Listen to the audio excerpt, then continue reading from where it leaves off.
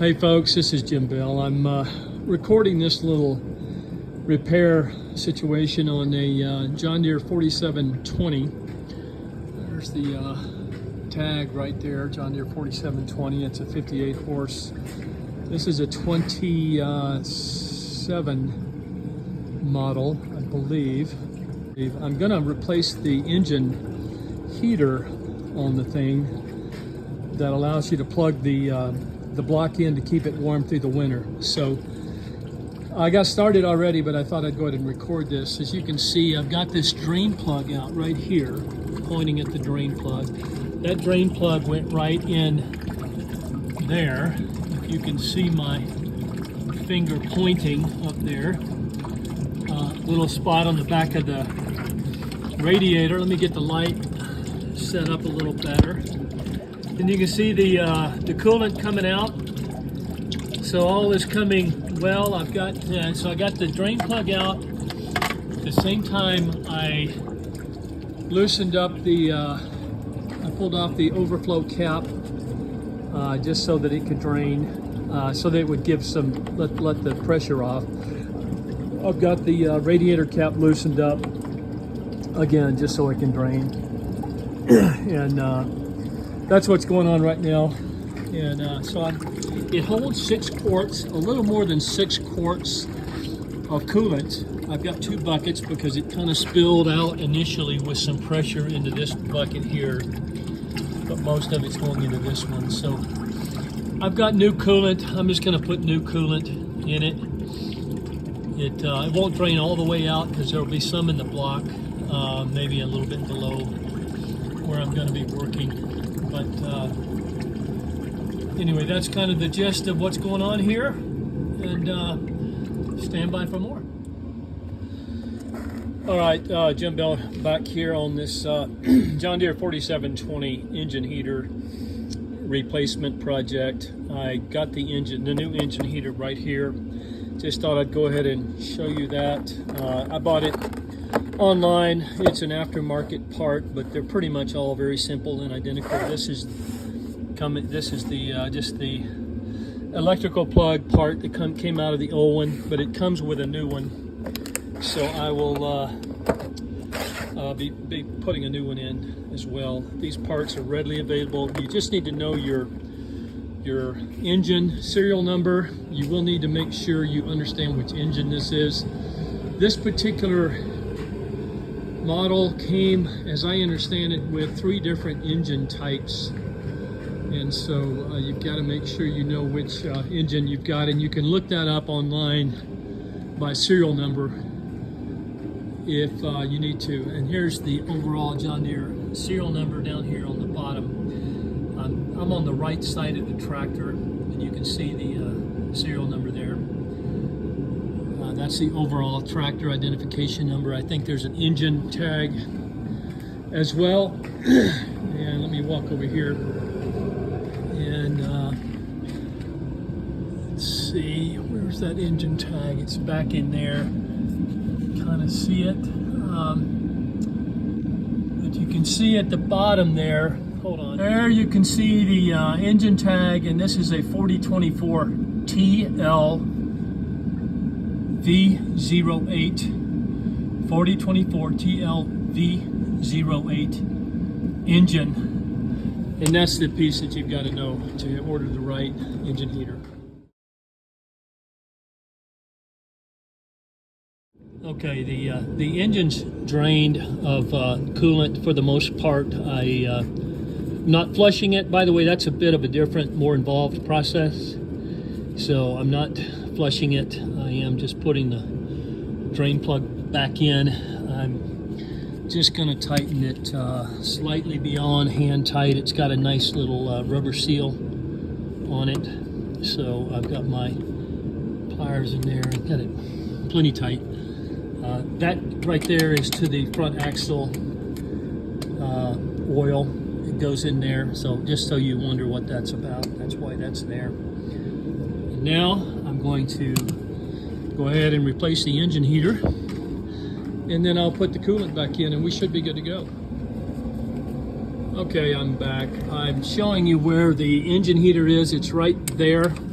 If you can see it, I've got the flashlight pointed toward it right there where my finger's pointed. You can see a little wire in front of it, but I think I can get at it. I may have to take this little cover off. It looks like, yeah, I just got a little, looks like a 13 millimeter or maybe 7/16. I forget if this is metric or not, but looks like one bolt, maybe two somewhere, but not a real big deal getting that off. And then I just will pull that out and swap it out, and that should be it. Okay, so I got the old engine heater out. You can see it's got a little corrosion or something. It just looks actually kind of like mud or something, but you can see it's got a seal around there. Try to clean that off a little bit. I don't have a camera holder, so you can see that I got a little junk that got in behind it. It's only held on by one bolt. By the way, these are 10 millimeter or probably 7/16 would be about the same. You can see where this goes right up there. I just pulled it out, went right in there. I did pull a bolt off of here, move that slightly out of the way, this little cover. It's got another bolt back in the back there. I didn't have to take that off, and I think I can get this new one back in, but I'm gonna clean that up a little bit and then I'll be right back. Just for comparison purposes, you can see how new and clean, nice and clean and new the new one is. The engine heater looks really the way it's supposed to look. And you can see it's got this little O-ring in there that seals everything off. So I'm going to continue to do a little more cleaning back here where this goes, and I'm going to put it in and I'll keep you posted. All right, I've got the new engine heater back in there. You can see I've got to put this bolt back in up here, right in that spot there. I've got to do that, and then this is literally just a screw-on plug deal, and it's good to go after that. So I'll test it out. And just in case some of you are wondering, how did I know that this engine heater was out? Well, I plugged it into an outlet for the first time this winter. We live in Colorado Springs, Colorado, and it was throwing the GFCI circuit. It's an outdoor outlet that is set up on a GFCI device, and it was tripping the GFCI each time. So I pulled the cord off. In fact, let me just show you what that cord looks like. If you don't remember from a while ago, here's the cord right here. So I pulled that off, and then as soon as I plugged this in, it stopped tripping. So that tells me that it was the heater itself that was causing the problem, because it was not tripping when this was unplugged. So that's how I knew there was a problem. And again, it's the same exact thing as this one. They're identical, you can see. One's just a little newer and cleaner than the old one. So that's the story for the moment. Okay, so I got that last bolt in over here. That was easy. This simply goes in behind here and screws onto that, and I'm going to try to set the camera up where I don't block the I can do it without blocking the camera lens itself. Let's see if I can get this in here. Looks like I could have pulled this off, make it a little simpler, but I'm going to go around it. Let me see, make sure I line up my. I'm going to have to set the camera down. All right, got the. I got the cap on it there. The it looks like stainless steel looking cap. Got that back on there. Got this bolt back in there. Had to put a nut behind it. It apparently had some sort of a plastic female into it that didn't grab very good. So I put a fly nut on the other side of that. And like I said, these are 10 millimeter. I started off, I thought it was 13, it's 10. That bolt right there is 10 10, and so is that one, and that's all I had to remove to do this. And then I'm ready to put the coolant back in, and here we go. We'll test it out. Okay, final update.